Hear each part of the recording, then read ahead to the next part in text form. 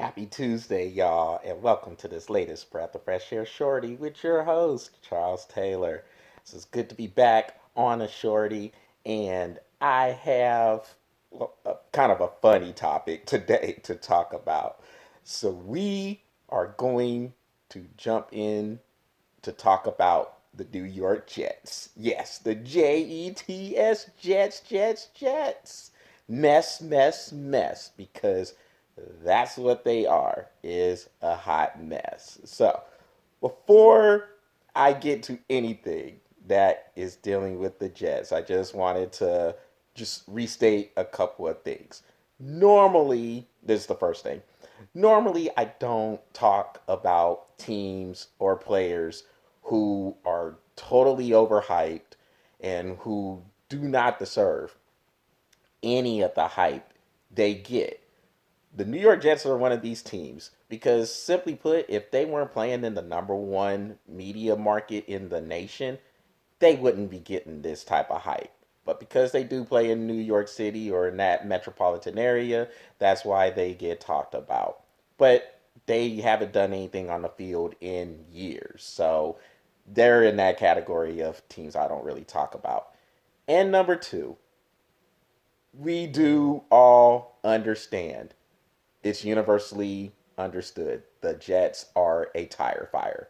We get that, understood, okay.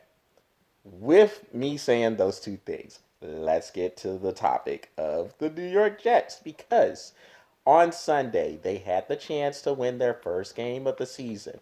They were up on the Las Vegas Raiders 28-24, and the Raiders had the ball on their 46 on the Jets side of the 50. I think it was on their 46-yard line. Well, as we all have seen, uh, the Jets decided to call an all-out blitz. I don't know why that's still funny to me because I'm normally the person who says, you know what, go ahead, do what you feel is best. That's going to put you in the best situation to win. But at the same time, let's be smart about it. He sent an all-out blitz, and they got toasted on it. The call, of course, was made by the defensive coordinator, Greg Williams, who is now the former defensive coordinator. More on that in a minute. But he decided to call the all-out blitz, and they got burned. Derek Carr made a great play to step through the blitz, and he put a dime of a throw up for Henry Ruggs to run underneath. He caught it. Game, set, match. The Raiders escape the Meadowlands with a 31-28 win.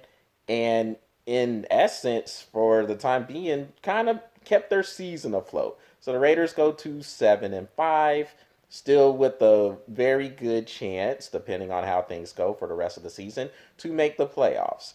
As for the Jets, they are 0-12 now, and they stay on track to basically go 0-16 because there's no telling if they're going to get a better chance to win than what they had on Sunday. So, couple of things here.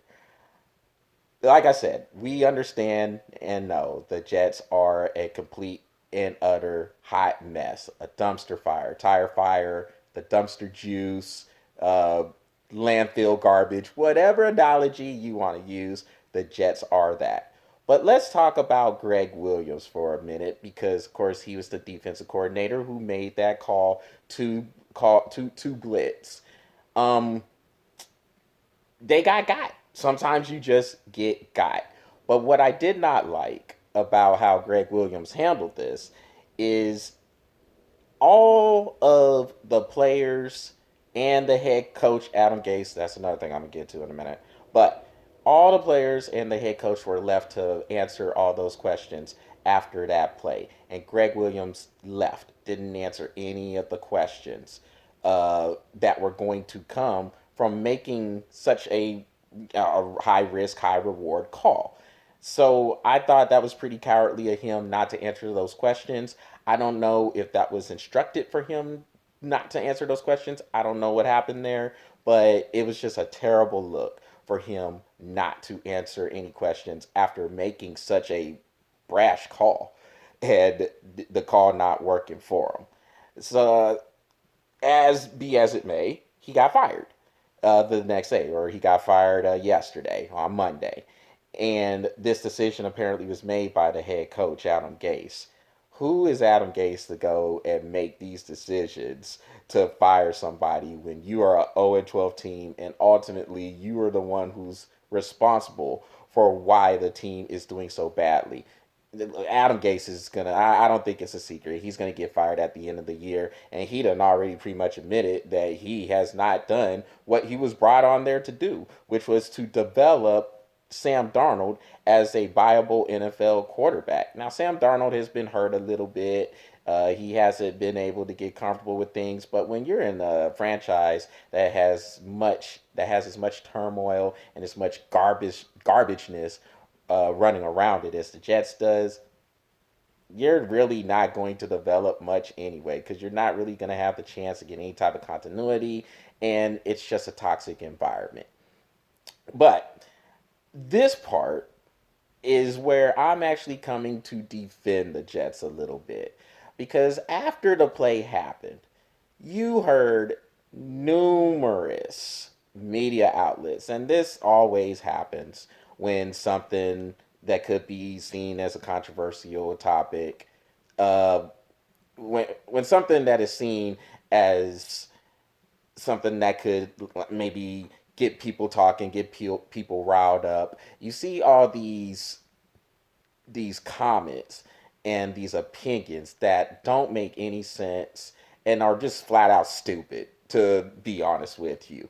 And it gets people talking, and it's dumb. The comments that were made, like for example, you could go to NBC Sports. I was watching Football Night in America, and Rodney Harrison, and Rodney is not the only one who made this comment, but he made the comment of that defensive coordinator's call, Greg Williams' call, to be a call to solidify the Jets' standing of getting the number one pick in the 2021 NFL draft, which presumably is supposed to be Clemson quarterback Trevor Lawrence.